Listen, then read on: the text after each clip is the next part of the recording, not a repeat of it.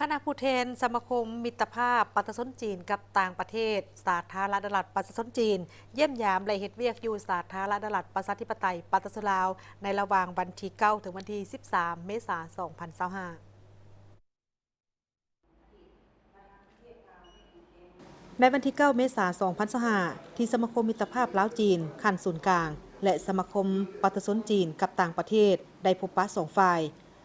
ลาวนำโดยสหายเพชรพรหมพิพักษ์รัฐมนตรีกระทรวงแผนการและการลงทุนประธานสมาคมมิตรภาพลาวจีนขั้นศูนย์กลางและฝ่ายจีนนำโดยสหายอย่างว่านหมิงประธานสมาคมมิตรภาพประชาชนจีนกับต่างประเทศในการพบปะสองฝ่ายได้มีการแจ้งถึงสภาพการพ้นเด่นของการพัฒนาเศรษฐกิจสังคมของแต่ละประเทศให้แต่ละฝ่ายได้รับทราบรายงานการจัดตั้งปฏิบัติหน้าที่เวียกงานของตนตีราคาการพัวพันหัวมือในระยะที่ผ่านมาและปรึกษาหารือแผนการเคลื่อนไหวหัวมือในต่อหน้าของทั้งสองสมาคมมิตรภาพที่ได้เฮ็ดหน้าที่เป็นขัวต่อที่ดีในเวียกงานการทูตประชาชน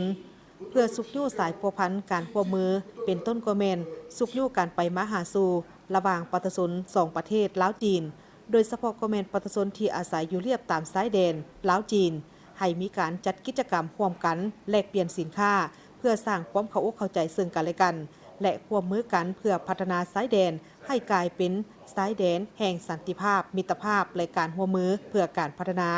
และเป็นการประกอบส่วนเสริมขยายเพิ่มพูนคุ้นสร้างสายพัวพันมิตรภาพและการร่วมมือแบบคู่ร่วมยุทธศาสตร์รอบด้านมั่นคงยาวนานตามทิศซีดีและคู่ร่วมสัตกรรมระหว่าง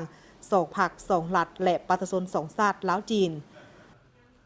ในโอกาสที่มาเยี่ยมยามลาวในครั้งนี้คณะผู้แทนสมาคมมิตรภาพประชาชนจีนกับต่างประเทศได้เข้าเยี่ยมคำนับสหายศิลวงศ์ขุดไพฑูรย์ประธานส่วนกลางในลาวสังชาติสหายอนุภาพตุลาลมเลขาคณะพรรคนครหลวงเวียงจันทร์ประธานสภาประชาชนนครหลวงเวียงจันทร์